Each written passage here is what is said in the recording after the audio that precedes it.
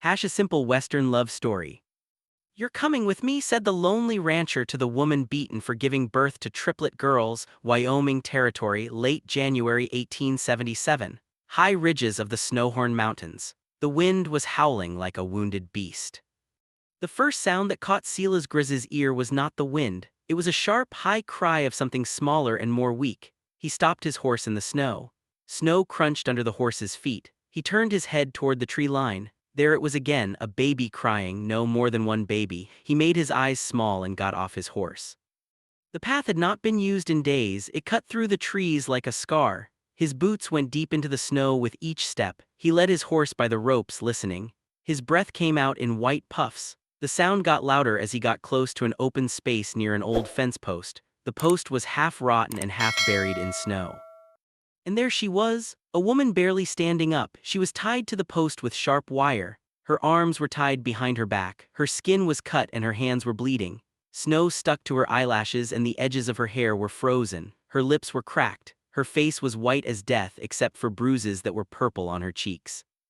At her feet were 3 bundles, bobbies, newborns no older than 1 day. One cried weakly. The other 2 lay quiet, wrapped in what looked like pieces of a torn nightgown. The woman's head moved a little. She was awake, but barely. "Don't let them take my daughters," she whispered. Silas got down on one knee beside her right away. He took off his gloves and checked each of the bobbies. They were breathing slowly but steady. Their skin was cold, the kind of cold that went into their bones. "You're coming with me," he said. His voice was low and steady and sure. She blinked slowly like it was hard to understand his words. He took a knife from his boot and cut the sharp wire. It had cut deep into the skin of her arms. Blood came out where the rusty steel broke free, but she did not scream. She did not even move. He put his arms around her waist to hold her up as her legs gave out. Her body was limp and heavy from being tired and losing blood. Silas did not wait. He picked her up, holding her against his chest. Then the bobbies, one by one, he gathered them up. He put the smallest one inside his coat. He kept them safe using a thick wool blanket from his horse. They barely moved.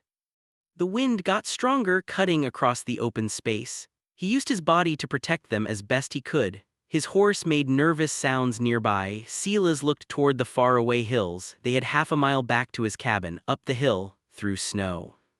He held onto Marable better and made the wrap tighter around the bobbies. He whispered, "Not to her, not to the bobbies. Maybe to the wind, or maybe to God. You don't die here, not on my land." He got on the horse carefully, keeping her in front of him. The bobbies were tucked between them. She weighed almost nothing. The bobbies were lighter than winter rabbits. The cold had drained them all. Time was not their friend. The trail back was slow. The wind would not stop, but Silas moved without stopping. There was no time to ask who she was or what bad things chased her, only time enough to keep her alive. The cabin was dark when they got there. The fire had gone cold long ago. Silas kicked open the door and carried her straight inside. He laid her gently on a bed of quilts near the fireplace. The bobbies came next. He put them in a basket lined with rabbit fur. Then he turned to make the fire with hands that did not shake. Not yet. Outside, the snow kept falling, covering the tracks that led to her place of pain. Inside, Silas worked by firelight, quiet and sure. A stranger had been left to die, but not here, not on his land. The cabin was no more than 4 wooden walls and a sloped roof that groaned under the weight of snow. But it was dry, and the fire Silas Granger had made now crackled with life. Warmth crawled out slowly from the fireplace, pushing back the cold that stuck to the corners of the room like a second skin. Silas moved without making noise. He hung his wet coat by the fire and took off his gloves. This showed hands that were rough and cracked. Marable lay sleeping on a bed of wool blankets in the corner. Her lips were blue. Her hands were wrapped loosely in strips of cloth. She had not moved since they got there. The bobbies had begun to make soft sounds, low and weak, but alive. Silas filled an iron pot with goat's milk from a jug he had hidden behind stacked wood. He put it on the fire to warm. He found a small feeding spoon carved from pine wood and set it beside a tin bowl. Then he walked over to the woman. She was barely breathing. He dipped a cloth into a bucket of warm water, squeezed it out, and began cleaning the dried blood from her ankles and legs. The bruises went deep, mean purple-black swells along her shins. Someone had kicked her hard and many times. Her knees were scraped raw. He worked gently, dipping, wiping, covering her legs again with the edge of the blanket. She did not wake. Her breathing was shallow but even. When the milk warmed up, he scooped some into the tin bowl and tested it on the back of his hand. Still too hot. He waited, watching the smallest baby who had started to cry for real now, thin, urgent sounds. He bent down beside the makeshift cradle and reached in. The baby's skin was warm again. That was a good sign. Silas used the spoon to feed tiny sips into the girl's mouth. She took it messily, then hungrily. He did the same with the other two, stopping only to wipe their mouths and tuck the blankets closer around their heads. A quiet sound got his attention from the bed. The woman moved, her eyelids fluttered like leaves in wind, her voice was cracked and barely heard. "My name's Marable Quinn." Silas stood and crossed the room in 2 big steps. He bent down beside her. "Silas," he said simply. Her lips moved again, but no sound came out. Her eyes moved from him to the bobbies who now rested quietly in the fire's glow. One of them sneezed, the smallest one. Maribel's eyes filled with tears, but she did not cry, not truly, just silent streams down cracked cheeks. Her body was too tired, too broken to sob. Silas got up and walked to the back of the room.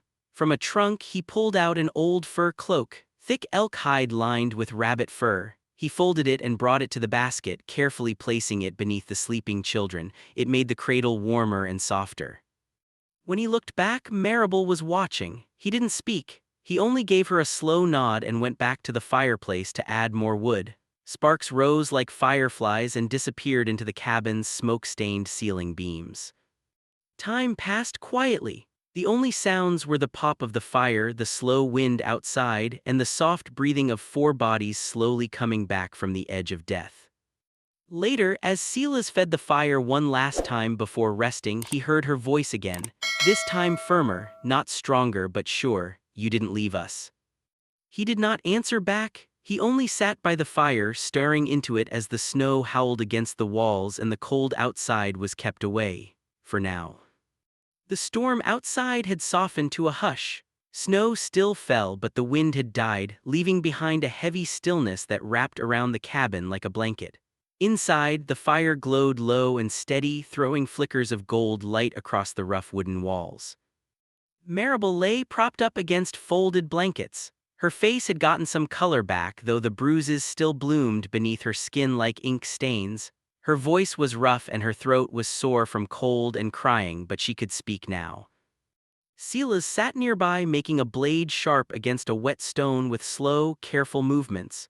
He hadn't asked her anything. Not who she was, not who had done this, not why she had been left to die. That silence, in its own way, was a kindness. "I was 17 when I married Joseph Quinn," Marable said suddenly. Her voice was quiet but clear in the hush. "He was 34, rich, powerful. My father said I was lucky." Silas did not look up. He kept making the knife sharp, slowly and steadily. "I thought I was lucky too at first," she continued. "He brought me to a big house with tall windows and marble floors. I wore silk, I slept on feather pillows, but he never touched me like a husband should, not kindly, not gently." She paused, looking at the sleeping bobbies beside the fire. Their tiny chests rose and fell in perfect rhythm. "First daughter," he frowned. "Second, he stopped speaking to me. Third," her voice cracked. Silas finally looked up. His eyes were calm and steady, waiting. "When the 3rd girl was born, he called the midwife and said she cursed my womb. He told his brothers I was no better than a mule, useless if I could not give him a son. That night, they beat me." She turned her face slightly, showing a faint scar along her jawline, old and faded. "I thought he might kill me, but instead he dragged me to the old fence post and tied me there. Said if the snow did not take me, then I was meant to live, called it justice." Her hands shook as she spoke. One reached toward the basket holding her daughters. "They said girls are nothing but mouths to feed," she whispered. Silas set the blade down. He did not speak, not right away. His jaw moved once tightly, then he stood and walked toward her. His boots made no sound on the cabin floor. He knelt beside her bed and reached for her hand. It was swollen and bruised, the knuckles scabbed, but he took it as if it were made of glass. Holding it gently in his large, weathered palm, he met her eyes. His voice was low and sure. "Here," he said, "your girls are the only thing worth feeding." Maribel's eyes filled with tears. This time she did not hold them back. She let them fall silently down her cheeks, mixing with the warmth of the firelight and the sound of her daughter's breathing. Silas stayed kneeling beside her, hand in hers, his presence quiet and grounding. Outside, the snow kept falling. But inside that cabin something had changed. Not warmth exactly, something deeper, something that looked like the start of a promise. The snow had begun to melt around the edges of the cabin, turning white piles to gray slush and showing patches of frozen earth beneath. The mountains were waking from their long sleep, but with spring came more than thaw. It brought word from the lowlands. It was just after dawn when the knock came. Silas opened the door to find a woman bundled in a green wool shawl. Her breath fogged in the morning air. Her cheeks were red from the ride up the mountain. Her horse was tied to a nearby pine tree and still twitched from working hard. "Morning, Silas," she said. Her voice was clipped and urgent. "Hattie," he greeted, stepping aside. "Come in." Maribel was sitting near the fire with one of the bobbies in her arms. The woman gave her a quick look, then turned to Silas as he shut the door behind her. "It's about her," Hattie said. "Joseph Quinn's put out word." Silas didn't move. "He's telling folks she ran off in a fit, that she's unstable, says the bobbies are his by right and that she's keeping them in secret against the law." Maribel's eyes got wide, her fingers held tight around the baby in her arms. "He's hired men," Hattie continued. "4 of them said they're just looking to bring a mother back where she belongs, but the way they ride, it ain't no rescue party." Silas nodded once, that was all. Hattie looked between them. "I rode up soon as I heard they'll find this place. And when they do, they won't take her," Silas said. Maribel looked up at him, something unreadable passed through her eyes. Hattie hesitated, then reached into her coat and pulled out a small leather pouch. "Dried beans, jerky, a flask of spirits, you'll need it." He accepted it with a silent nod. She left not long after. The rest of the day passed in movement. Silas fixed the latch on the back window. He made the door stronger with a second crossbar and stacked firewood near the fireplace so Maribel would not need to go outside. He moved supplies to the root cellar in case they needed to hide or run away. He did not speak much. He made his hunting knife sharp until its edge gleamed like silver, then he slid it into the holder on his belt and kept it there. When night came, they slept lightly. The next morning the air changed. It was too quiet, even the birds had hushed. Then came the sound of horse hooves, 4 sets. Maribel held her daughter's clothes. Silas opened the cabin door and stepped out. The riders were coming slowly. Their faces were half hidden beneath wide-brimmed hats. They stopped their horses a few yards from the front steps. The man in front had a scar down one cheek and a gun at his side. "Silas Granger," he called out, "we come with claim." Silas said nothing. "That woman inside is Joseph Quinn's wife. She's his property. We've got every right to retrieve her and them girls." Silas stood still, arms loose at his sides with no weapon. He didn't move. His voice was calm and clear. "She was never his and she sure as hell ain't yours." The man sneered. "You think this is over, mountain man?" Silas didn't blink. "You want to test that? Come back and try." The 4 riders stared at him in silence for a moment too long, then the lead one tugged on his horse's rope. "Let's go," he barked. "Not worth it today." They rode off without another word, snow spraying behind them, but their eyes had promised they would return. Silas stood at the doorway for a long time after they vanished. Inside, Maribel breathed out slowly, still holding her daughters. Her heart thundered in her chest. They were safe for now, but the shadows from the lowlands were not done reaching up the mountain, not yet. Spring unrolled slowly across the mountainside, softening the snowpack and coaxing green buds from bare branches. The days stretched longer and the cabin, once a shelter against death's chill, began to feel almost like a home.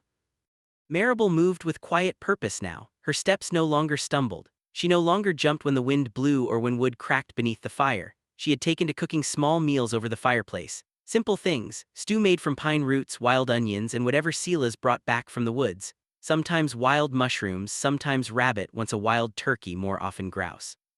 The 3 bobbies, Alois, Ruth, and June, grew stronger by the week. Their cheeks got plump.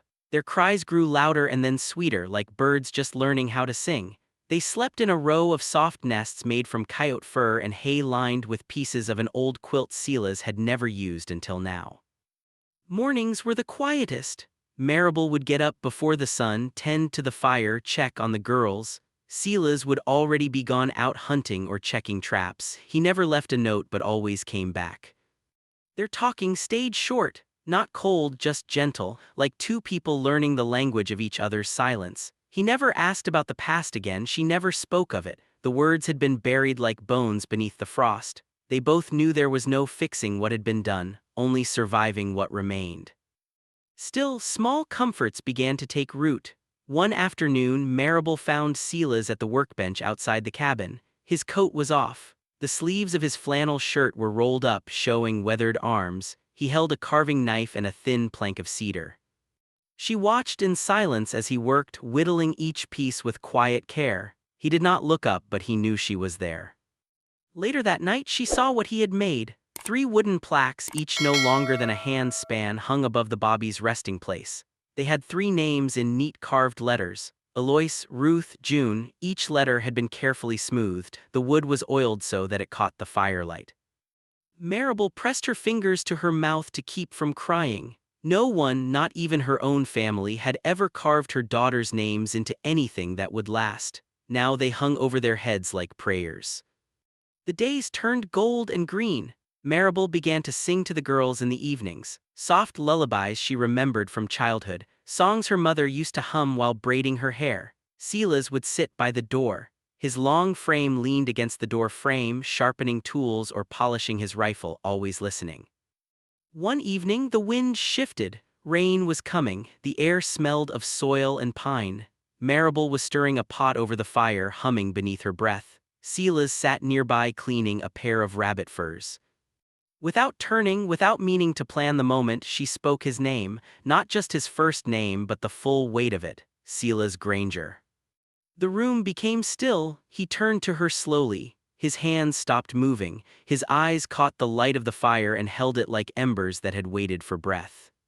He didn't answer right away, he just looked at her, really looked, as if hearing his name from her lips had changed something inside him. Marable turned then, meeting his eyes with a steadiness she hadn't had before. "I never said thank you," she whispered, "not properly." Silas rose, quiet as always, and stepped closer but didn't touch her. He looked down at the bubbling pot, then at the girls sleeping behind her, and finally back into her eyes. "You didn't need to," he said. A long silence settled between them, not awkward, not unsure, just full of things that didn't need saying yet but lived there now, in the air, in the fire, in the way they existed beside each other. She smiled then, the smallest curve of her lips, not the kind of smile that meant everything was fixed, but the kind that meant something had begun. And Silas Granger, the man who had not spoken 10 sentences a day since she'd met him, nodded once and went back to his seat. Outside, the wind picked up. The rain had not yet started, but it would. Inside the cabin, the fire burned low and steady, and the quiet had never felt more like peace. The storm rolled in just after dark, low and fast across the mountain, turning the wind cruel and the sky into a white roaring fury. Snow slashed sideways against the cabin walls, thick enough to erase tracks in minutes, wild enough to make a man lose direction within steps of his own front door.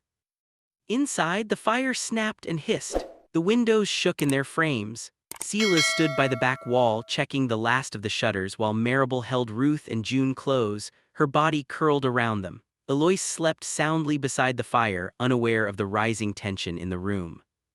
"Men!"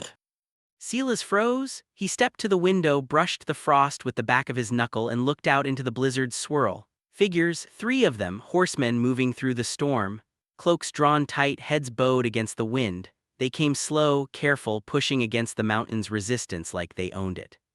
Silas backed away from the window. "It's them," he said.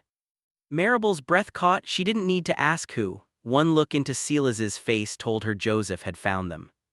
He turned to her, voice low and urgent. "Take the girls, follow the creek, stay low, do not stop, don't come back unless it's with law." Her eyes got wide, but before she could argue, he was already moving. He went to the corner, pulled out the old elk fur cloak, wrapped it around her shoulders, and tucked a bundle of jerky, dried apples, and a small flask into her bag. Then he took out a small blade not longer than her hand and pressed it into her palm. "Keep it close. If they catch up, do not hesitate." She stared at him, mouth trembling. "What about you?" "I'll lead them the other way." He kissed Aloysius' head once, quick and silent, then turned to her again. "Go now." Marable bundled the girls, two in her arms, one strapped to her back, and slipped out the back, disappearing into the trees. Silas watched the door swing closed behind her. Then he went to work. He dragged a spare coat onto a broomstick and tied it to a fence post near the southern trail. He lit an oil lamp and tucked it behind a log to cast shadows. Then he rode his own horse halfway down the trail and tied its ropes to a tree as if it had been left there in a hurry. He even lit a small fire just past the trail's bend, enough smoke to draw attention, enough heat to confuse. Then he returned to the cabin and waited. The knock came minutes later, hard, unwelcome. Silas opened the door to find three men, snow-covered and grim. At the front stood Joseph Quinn. He had not changed much, still handsome in that cold, polished way, but his eyes were colder than the storm behind him. "Stoker, she took what's mine," he said, voice slicing through the wind. "The girls carry my name." Silas stepped out onto the porch, closing the door behind him. "You come this far for lies." "I come for blood. I ran from you because you left her to die." "She belongs to me," Joseph snarled, pulling a pistol from his belt. Silas didn't move. "She belongs to herself." Joseph's jaw twitched. "Last chance." Silas stood tall with no weapon, not flinching. "You'll have to shoot me." One of the men behind Joseph stepped forward, swinging the butt of his rifle. The blow caught Silas on the shoulder. He stumbled backward, hit the door frame, and fell to one knee, snow soaking into his shirt, red blood blooming at the seam. Joseph stepped forward, gun aimed, and then, "Drop it." A new voice cut through the air, loud and righteous. A lantern swung from the tree line. Sheriff Mather rode into view, flanked by two deputies, rifles raised. Joseph turned just in time to see Marable step out of the woods behind them. Her cloak was torn, face streaked with snow and determination. "Tell them what you did," she said, voice hard, "or I will." Joseph froze. The sheriff's horse snorted. "Arrest him," Mather ordered. Joseph dropped the gun. The deputies got off their horses and put handcuffs on all three men, dragging them off through the snow. Joseph's protests were thin, his voice cracked by disbelief. Marable rushed to Silas, who was still slumped against the door, blood dripping from his shoulder into the snow. She dropped beside him, eyes full of tears but not panic. "You're not dying," she said. "You hear me." He grunted, breath ragged, "Not planning on it." "Good." She reached to press her hand against the wound, stopping the blood. "Because I am not going to bury the only man who stood between us and hell." Silas blinked up at her, then despite the pain he smiled. "Knew you'd come back." Spring crept back into the valley with wild flowers pushing through thawed earth and robins singing from pine branches. The storm had passed and the worst of the wounds had begun to heal. On skin, in memory, and between two people who had nearly lost everything. Silas's shoulder healed slowly. Marable helped him bandage it each day with calm, steady hands. He never complained, she never fussed. Life had taken a cruel turn, and yet here they were, still breathing, still moving, still building something from what remained. With the danger behind them, they rebuilt the cabin together. What had once been a battered shelter for survival was now becoming a home. Silas made the east wall longer to make room for a larger fireplace.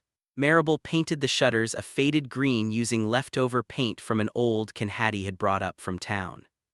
Soon they decided to open their doors to travelers. There were always men on the trade trail, fur traders, timber haulers, ranch hands riding from one county to the next. Word spread that a hot stew and a safe night's sleep could be found near the ridge just below the second switchback. They called it the Hearth at Granger Ridge. Marable cooked meals that warmed the stomach and softened the heart. Venison stew, root vegetable hash, sweet cornbread with honey. Silas hunted and chopped wood, maintained the stables, and made sure no trouble ever crossed the porch. The three girls grew fast. Alois walked first. Ruth said her first word, "Fire!" June sang before she spoke. Guests came and went, and with each passing day, laughter began to echo more often inside the cabin. One evening, after the last rider had left and the girls were asleep, Marable stepped out to find Silas on the porch, sanding down a rough board. He looked up at her, reached into a bag by his feet and pulled something out. A shawl, thick woven by hand, dyed deep burgundy with dark thread embroidery. On one corner in careful stitching were three letters E, R, J, and beneath them in all capital letters, worthy. She took it without speaking, ran her fingers over the thread, her breath caught. "You made this?" she asked, barely above a whisper. He nodded. "For you," he said, "because you are." She swallowed hard, pulling the shawl close to her chest. A pause hung between them, long and rich. Then she said it, "You chose us when you could have walked away." Silas did not answer with words. Instead, he stepped forward, took her hand gently, and looked into her eyes. There was no proposal, no big speech, just a promise. That night, with the fire crackling and the mountains silent, they exchanged their vows, not with gold rings or a gathering of guests, but with soft voices and steady hearts. Silas offered her a string of carved beads, polished smooth and tied with twine, one for each of the girls. He looped them over their tiny wrists as they slept. For Marable, he offered nothing but a hand. She took it, and in doing so took everything that mattered. There were no flowers, no priest, no music, just two people and a fire, and that was enough. Spring had fully claimed the mountain now. The snow was long gone from the ridge, replaced by soft moss and wild violets that curled along the stone path leading up to the cabin. The scent of pine mixed with something warmer, wood smoke, wild herbs, fresh bread baking in the fireplace. Children's laughter rang out across the yard. Eloise, Ruth, and June chased each other around the porch steps. Their dresses were stained with grass and joy. Their hair, sun-warmed and wild, bounced as they ran. Marable watched them from the kitchen window. Her hands were dusted with flour, a soft smile playing on her lips. The hearth at Granger Ridge had grown into something more than a shelter. It was now a stopping place, a quiet legend among riders and traders. Travelers came up the switchback trail not just for food but for peace, for something that felt like home if only for a night. They would sit at the rough-hewn table, steaming mugs of pine tea in hand, and listen to the girls' laughter outside. Marable served them with quiet grace, sometimes slipping a warm roll into their coat pockets for the road ahead. Silas stayed mostly out back, tending to the garden rows he'd built by hand. Potatoes, carrots, squash, and beans. When the girls napped, Marable taught local children to read by chalkboard and charcoal. Some walked 5 miles for her lessons. Others stayed long after the letters faded just to hear her sing. Every night the fire in the fireplace was lit with care, not because they feared the cold but because they had once known it too well to forget. One evening, after the last guest had gone, Silas sat on the porch steps. His boots were dusted with earth, a basket of green beans beside him. The sun was sinking into the hills, casting the world in gold. Marable stepped out with 2 mugs in her hands and sat beside him. The girls darted around the yard, giggling, barefoot, alive. Marable handed Silas his tea, then rested her hand on top of his. Her touch was light, familiar, his fingers curled beneath hers. She watched their daughters run wild beneath the setting sun, then she turned to him, her voice soft. "This fire between us, it never went out." Silas looked ahead, the corners of his eyes crinkling. "It just needed a place to live," he said. They sat like that for a long time, hand in hand, as the sky turned purple and the first stars began to blink through the dusk. No one passing by would know the story, not the whole of it, not the blood and storm, the fear and the fight, but they would see the way she smiled, the way he watched her, the way 3 little girls danced in a patch of mountain sunlight, and know that something powerful had been built here.